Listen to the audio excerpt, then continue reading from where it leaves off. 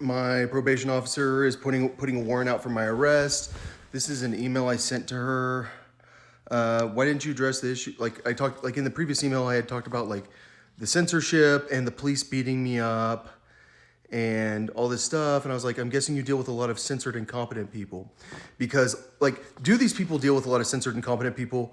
Like when I was in jail, and the people that were like overseeing me were Freemasons and an Israeli, and like they were all from Florida State, which one of the people who knew who I was, like when I wasn't famous, I was in Nashville, this girl knew who I was. Her name was Mare. She was from Florida State. Like, and like, I think that Florida State's like that school for some reason. I said, as I'm sure you know, I'm a mentally ill person who was placed in jail with no trial because I'm borderline retarded. To me, it sounds like you don't think my mental illness justifies my behavior or lack of behavior. I think I'm being rational. All I'm doing is nothing. As you know, there's already a warrant out for my arrest. Why else would the FBI hang out at my house all day banging on my windows? Because they've been in like my backyard. To me, it sounds like you're a drug trafficker. Why else would you behave the way you do?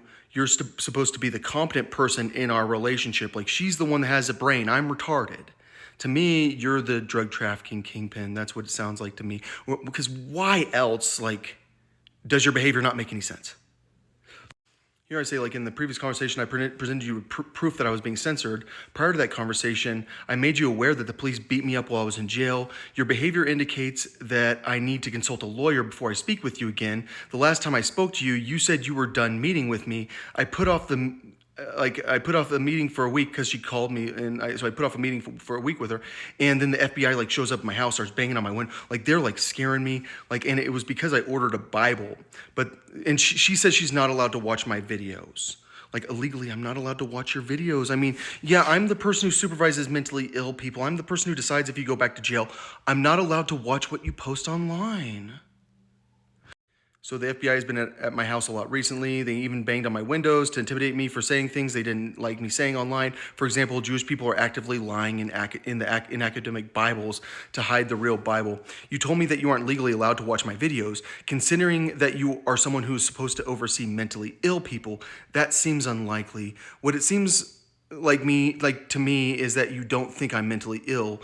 You don't care if I'm mentally ill. To me, that is weird. Like, it's like the craziest shit in the world. Like the probation officer for the mentally ill people, like, is like so determined not to hear anything say, don't tell me that you're not crazy. So she staffed my case with my probation, with my supervisor, and you will have to meet me in order to transfer your probation to Pueblo.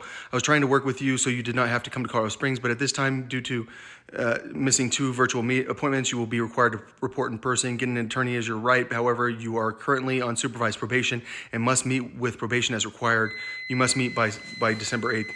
Yeah, so I emailed her back and told her, yeah, that's not gonna work for me. Like, the reason I'm on probation is because like literally, the reason I'm on probation is what I told her is because like I was emailing the media about John Kelly, like not P.O. Kelly, John Kelly, and saying, hey, that guy overthrew the government. Like the Austin Bomber Confession doesn't exist. I can prove it. John Kelly's the reason there's no Austin Bomber Confession. And then this guy threatened me with a gun. And like P.O. Kelly is the one that's just like, I don't know what you're talking about. Stop telling me you're not crazy. You're going to jail now. You have to go to jail. You can't like actually communicate with me about the situation. Don't try to talk to me about it. You're going to jail. So I am going to jail, and guess who cares about that? You guys are already trying to arrest me. Like, I know the situation. Like, you guys have been trying to arrest me.